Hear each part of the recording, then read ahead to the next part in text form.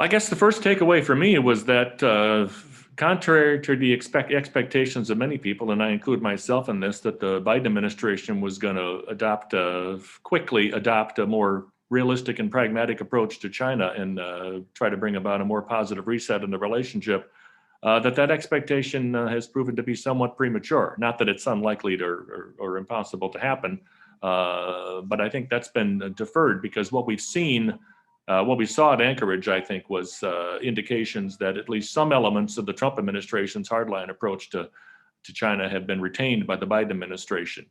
I think that rather than seeing the beginning of a quick positive reset in the relationship, I think some of the tensions in the relationship have actually been reinforced and in fact, perhaps even intensified. We're getting somewhat farther apart.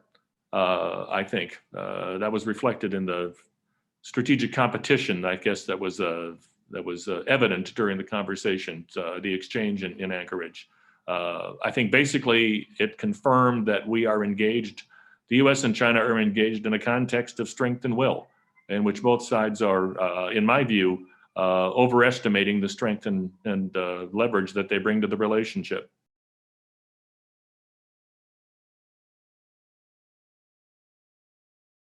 Well, I think in order to strike that balance, frankly, I think we need to recognize that there are in fact limits on our strength in the relationship, or at least in our ability to dictate the terms of the relationship with the Chinese.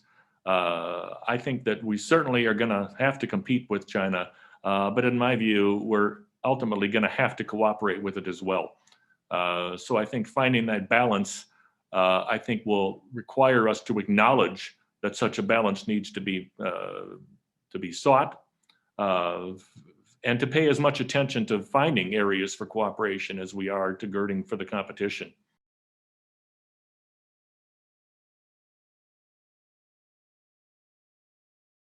I think there's two parts to that question, I think. I think the tenor of the meetings at Anchorage suggested to me that it's going to be a long, hard slog to get back into a non-adversarial and more constructive relationship. Because I think the airing of grievances and the staking of battle lines was what actually, I think, in my view, happened in Anchorage. On the other side of the equation, though, I think there were some constructive and positive indicators there in terms of the relatively modest yield of the meetings, but I think that they reflected a realistic approach to a certain extent on both sides. The first was the announcement that there will be a joint working group on climate change issues. I think there's actually different accounts as to how confirmed that is. But I think we've already seen that former Secretary Kerry and his Chinese counterpart are planning to have a meeting on climate issues sometime within the next several days or week or so, I think. And I think that is a very positive indicator of the recognition on both sides that there are strategic issues on which we need to pursue cooperation. In addition to that, there were a couple of other very working level agreements supposedly that were reached, or at least discussed during the meetings in Anchorage. There was one involving a set of